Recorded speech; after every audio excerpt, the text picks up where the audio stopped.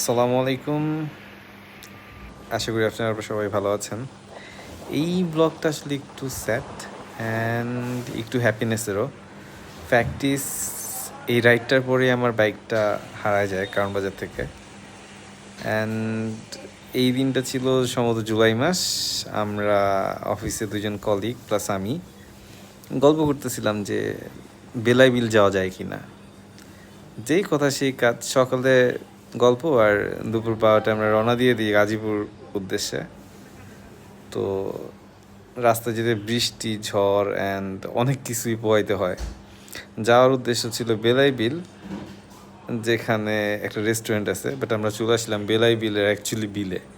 তো এইটা হচ্ছে সেই বিলের অপরূপ দৃশ্য অ্যান্ড এই সেই বেলাই বিলের রেস্টুরেন্ট, যেখানে একদম বিলের তাজা মাছ আপনি দেখতেই পেরেছেন, যে মানে মুখে পানি এসে যাওয়ার মতো মাছ।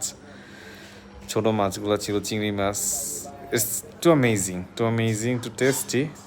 খাবার এক কথায় মাশাল্লাহ। অ্যান্ড ওইখানে আপনি দোকানে আইসক্রিমও পেয়ে যাবেন। তো আই হোপ আপনারা ওখানে গেলে ভালো লাগবে। গাজীপুর আসলে অনেক সুন্দর জায়গা, মাটির রাস্তা, মাটির ঘ্রাণ থেকে শুরু করে সবুজের প্রকৃতি আপনারা সবই পাবেন সেখানে।